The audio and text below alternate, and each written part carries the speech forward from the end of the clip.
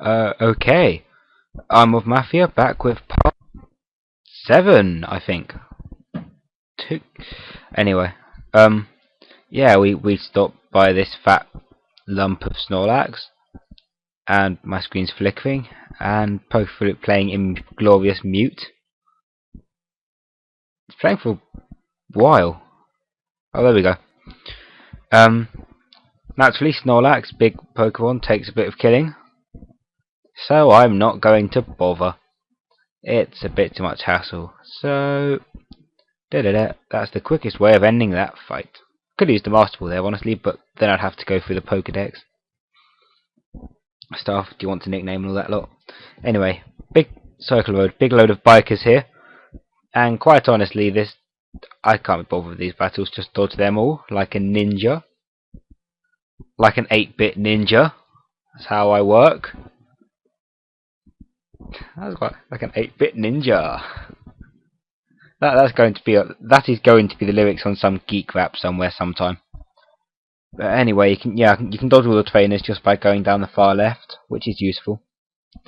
Yeah, not a lot to say here. Get trapped between the fence. He's falling in the water. And that was a bit. Well, that was fun, wasn't it? And we go to Fuchsia City. Okay, it's the bit we need to do in Fuchsia City. We need to pick up 2 HMs. We need to go beat Koga. And we're going to stock up on some items too. So, first things first, the gym. As you can see, Koga's floor Koga's walls are invisible if it wasn't for the red dots that are so bloody awkward they may as well be invisible. I wanted to become a ninja, so I joined a gym of poison types. 'Cause that's what all respectable ninjas do. Poison people. Right, juggler. It's nice how Pokemon has jugglers in the first gen. I'm not quite sure why didn't they pick other. There were many other kinds of entertainer, but instead they had to choose jugglers. It's not even a good talent, juggling. Anyway, I think that's the first time I've ever seen a switch. They actually genuinely pulled it. It was a pointless switch. He just switched to the same poke. But I haven't actually seen them switch before, so. Anyway, at this point I'm running fairly low on PP, so I'm a bit cautious on what I'm doing. And looks like that's the one he switched out. It's also dead, making the Dream Eating Tapir a big waste of time. Kadabra, who makes my life shit, so I'm going to Earthquake it and get rid of it quickly. Okay, bye. Barney here wrecking stuff still. And Drowsy, once again it will die. Spoilers, well, I'm hardly going to show it if it's a bloody game over. I'm going to cut it instead. Of course, everything I meet is going to die. Apart from Nido, who I've met ages ago. Yeah, defeat Juggler. You're done fast. What you get for picking a crap talent. Anyway, this is one of the gyms that's not too tricky. It's not like the bloody warp panels in Sabrina's. Those are a nightmare. Koga come from Long Line Ninja. Where you descend from? I descend from racial stereotypes. Nice to meet you. Another Drowsy. For a poison gym, there's an awful lot of not poison types. Anyway, just kill off the Drowsy. I think he also has a Hypno. Not sure. Don't quote me on that. Yep, there's a Hypno. 34. Ooh, big boy. Now, one thing I can complain about in this game are the damn levels. Notice the people before the gym here. Their Pokemon are at level 31, 34. Naturally, you'd expect Koga to be around, what, 38 to 40, possibly? No. If Koga didn't have such silly Pokemon, he would be a real pain up the. Anyway, this is where I realise. Hang on, I don't actually have items. Let's see. Super Potion a bit on Nido. This was a bit silly. I'll be honest. Possibly. Did I in the end? What did I do with Nido in the end? I want him at full health for this. Yeah. Basically, Koga is a massive arse. He has Pokemon with Psychic, and I have a Poison type. Now you could be thinking, that's okay, you've got Earthquake, you can just blaze through the poison types. It's not that simple. Earthquake isn't guaranteed to OHKO a lot of these stuff, so this is a very, very irritating gym. He goes Venonat. That's his lead. He's got 44. That's the lowest level and it's 44. His gym pre-lead up people had a highest of 34. Sort of technical shenanigans, but Sleep Powder is a nightmare. That is irritating, Sleep Powder. Thankfully, I do still have the Poke Flute, so I'll waste about 5 seconds letting that tune finish. Thankfully, Venonat is not much of a Psychic user, but even so, look at the damage that did. Anyway, at +1, I can definitely kill the little bastard with an Earthquake. And the next poke is another Venonat. Brilliant. Anyway, this Earthquake kills the Venonat again. Okay, I'm going good. This is going to be solid. Comes the sweep. Venonat. Earthquake again. Yep, how's this going to work? It kills. And the last one.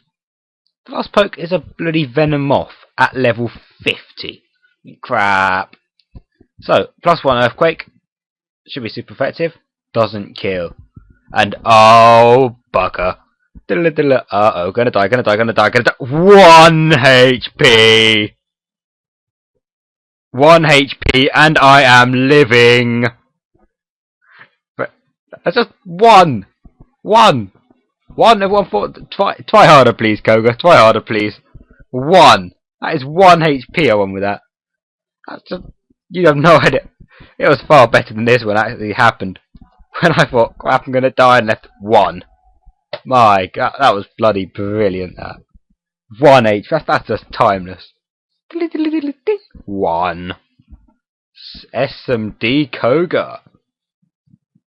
1 HP, what a bloody legend. Oh wow. Anyway, Poker Center. I'm gonna need to heal after that. 1 HP. Go back to health, Nido. You've done your weight in gold. 1 HP. Oh, bloody legend. Anyway, at this point, I'm going to use the PC for what should be the second and final time in the game. In my little run through here, at least. I'm using my PC though because I've got a lot of items that I don't need. The fossil, don't need that. The SS ticket, don't need that. What else am I not needing? I don't need the card key anymore. Anything else I don't need? I need the Poke Flute, that's for sleeping stuff. The HMs, that's it. Yeah, get rid of the HMs because I don't need them. Charmander and Lapras already have them. Not Lapras yet, no. Charmander and Spearow have them covered. Yeah. Anyway, the guy back on Cerulean Cape. Gee, I sure am glad that he's taking care of my Charmander. I bet it must have a happy life. Charmander, dig me out of this building. Ja! Scratching at the ground, on the 13th floor of a building. Getting attacked by lots and lots of Diglets as it makes its way back to Cerulean. Crying. Anyway, I've got Pokemon. I need some more items now. Repels are going to be useful because I'm going to the Safari Zone. Yeah, sort of defeating the point of Safari, but I'm not there for the Pokemon. I'm there for the items. That's what I need. So, walking, ping. And once again my screen flicks off because it's annoying like that. And I have to pay £500. £500? He's taking the piss. Surely. But we're going to pay this profits monger the £500.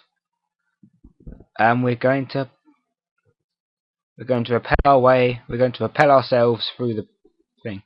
And here, I even remember to use my bicycle at this point, which is pretty win. So I'm going to be faster than usual. Look at me zipping along in my at less speed than the running shoes would provide in Gen 3 onwards. I think the running shoes have got to be one of the best inventions they've created yet. One of my favourite key items. That and the music chip in Heart Gold Soul Silver that lets you use gold silver crystal music. That was awesome. I just found that item. You've got 16 badges. Here, have a reward. It's just playing gold silver. It's like, since I turned it on, it went da da da da da-ding. It's like, yes. That made my week. Just realizing there was an item in Heart Gold Soul Silver that let me use gold silver music. That was brilliant. Anyway, almost at the end of this safari tirade. Repel's effect wore off. Of the effect of repel, the wearing off has occurred. And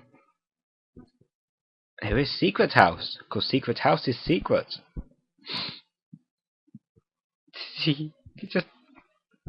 Well, if we consider that the Safari Zone opened, must have been open for a while to develop trees and ecosystems, etc. And we consider he has not seen any humans since I've been along. That guy doesn't have a family. Anyway, I'm going to Charmander. Your owner loved you. Thought your last owner didn't love you. Joink. Now, sadly, you don't keep the Safari Balls because they weren't actually programmed as an item. They were programmed sort of as a. It was almost a mini game, the Safari Zone then.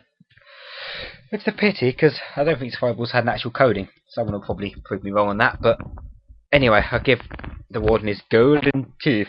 Thanks, kid. No one can understand what I say. I can't walk that way. Let me get something of your trouble. And he gives me strength. Her force me strength. Let both my builder win outside the battle. Oh yeah, fancy house on. You get hit him. Has self hitting. It's good to know we can tell what he's saying, isn't it? So I'm going to 2 great HMs. Oh, Lapras. Mr. Free Gift. Requires strength. Of course, you have to actually use strength in the room. In yellow, you can't go up to the boulder and tap. Say, do you want to use strength? Nope, that's too practical for this moment, and I'm shuffling around on my bed. Get the rare candy. Rare candy is very useful. And I'm heading to Cinnabar.